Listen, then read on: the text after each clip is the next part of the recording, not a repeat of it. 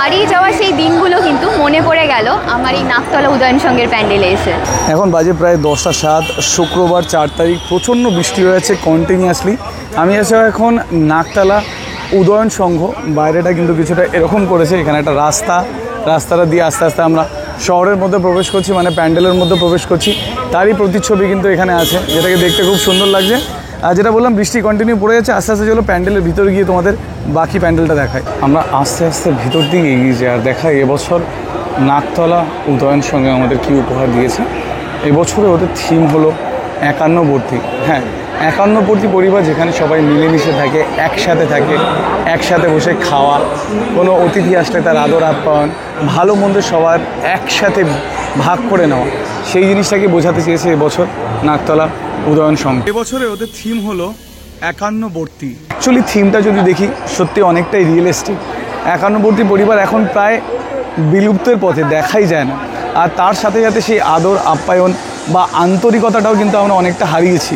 খালি এমন নয় যে বাড়িতে লোকজন আসলে তাদের প্রতি আমাদের আন্তরিকতা কমেছে, নিজেদের পরিবারের সদস্যের প্রতিও কিন্তু আন্তরিকতা অনেকটা কমে গেছে। পুরো যেটা দেখতে পাচ্ছ সেগুলো হলো ফ্ল্যাট কালচার। আস্তে আস্তে বড় বড় বিল্ডিং হয়ে গেছে, ফ্ল্যাট কালচারে আমরা একদম চলে গেছি। সেই জিনিসটাকে কিন্তু এখানে এক্সপ্লেন বা এক্সপ্রেস করা হয়েছে। এখনকার দিনের ফ্যামিলি আর বাড়ির সেই মায়ের ভাত বেড়ে যাওয়ার অপেক্ষায় থাকে না। তারা কি করে, নিজের মতন যে যার মতন বসে অ্যাপ অর্ডারে খাবার অর্ডার দিল, ওয়েট করছে, তারপর খাবার আসলো, তারা খেলো। ইভেন একসাথে বসে খাওয়া সেই চলটাও কিন্তু এখন অনেক দিন আগে উঠে গেছে। যার যখন সময় হচ্ছে সে খেয়ে নিচ্ছে। আমরা জানি ব্যস্ততার জীবনে হয়তো আমরা পড়ে উঠতে পারি না, সেই জিনিসটাই কিন্তু এখানে এক্সপ্লেন করা হয়েছে।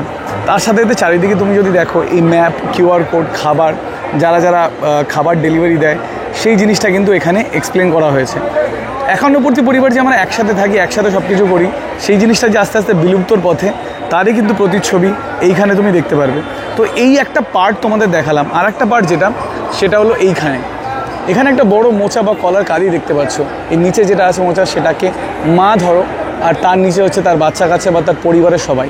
আস্তে আস্তে এই মাই কিন্তু তাদের ইন্ধন জুগিয়ে বড় করে একটা বড় সংসারে রূপান্তরিত করে। কিন্তু একটা একটা করে কলা যখন ওখান থেকে আমরা খুলে নিই, খেয়ে নিই, বিক্রি করে দিই, যেটাই করি না কেন, মানে ওটার থেকে যখন আলাদা হয়ে যায়, তখন কিন্তু সেটা আর 51বর্তী পরিবার থাকে না। তো মোটামুটি এই পার্টটা তো দেখলাম। এবার আস্তে আস্তে চলো আমরা ওই দিকটা এগিয়ে যাই, যেখানে মেন ঠাকুরটা আছে। ওইদিকে আমরা একটা সংসার দেখালাম, এখানে কিন্তু একদম অন্য। এখানে কিন্তু দেখানো হয়েছে আগেকার দিনের যে 51বর্তী পরিবার, সেটা।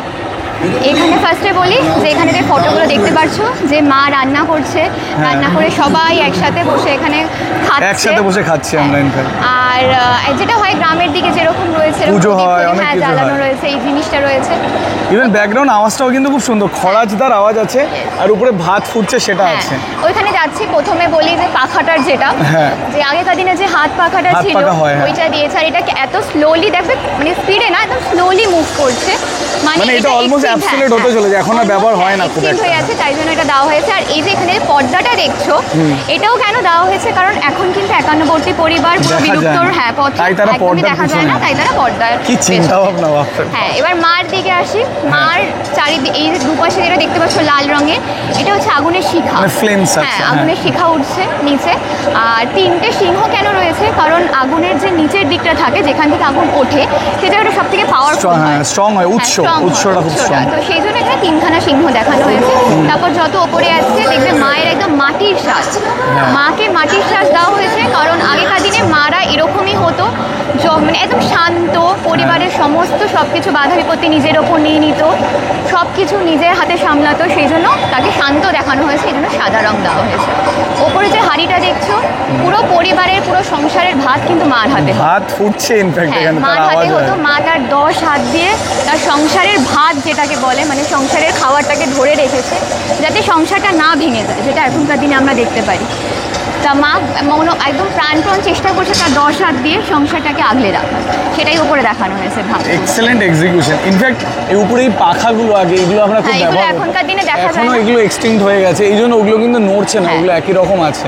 তো আমরা দুরকম জিনিস দেখলাম, একটা যেটা বিলুপ্ত প্রায়, যেটা এক সময় ছিল, এখন যেটা হয়তো দেখা যায় না, আর একটা এখন আধুনিক সমাজ, যেটাই কিন্তু এবছর তুলে ধরেছে এখানে আগে কিন্তু মা সবার আগে রান্না করে সবাই একসাথে একসাথে খেতে ডাকতো, বসতো। হ্যাঁ। হ্যাঁ, মায়ের সেই আদর ভালোবাসা সবাইকে খাওয়ানো, সেটা কিন্তু এখন দেখা যায় না। যেটা জোম্যাটো নেই, সুইগিতে একদম। আমাদের অপেক্ষা করতে হয় কখন খাবার আসবে, আমরা কখন খাবো, যে যার মতো খাবার এলো নিয়ে একদম। নিলাম, যেটা এখনকার দিনে প্রচণ্ড মিসিং এই মায়ের বসাটা।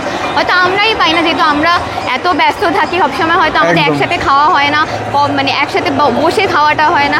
এটাই কিন্তু এখানে দেখানোর চেষ্টা হয়। অসাধারণ এক্সিকিউশন, নো ডাউট। মাস আটে যে কটা পুজো আছে তাদের 4 তারিখ অবধি মাস আট আছে, সুতরাং 5 তারিখ থেকে কিন্তু মানে শনিবার আগামীকাল বিকেল 7টা থেকে কিন্তু এই মণ্ডপগুলো জনসাধারণের জন্য খুলে যাবে। এটা ছিল নাকতলা উদয়ের সঙ্গে এই বছরের উপস্থাপনা। আরেকবার তো এটা ছিল নাকতলা উদয়ের সঙ্গে এই বছরের উপস্থাপনা। কেমন লাগলো ভিডিওটা ডেফিনেটলি কমেন্ট করে জানাবেন, আর দেখতে থাকুন গঙ্গা বাঙালি।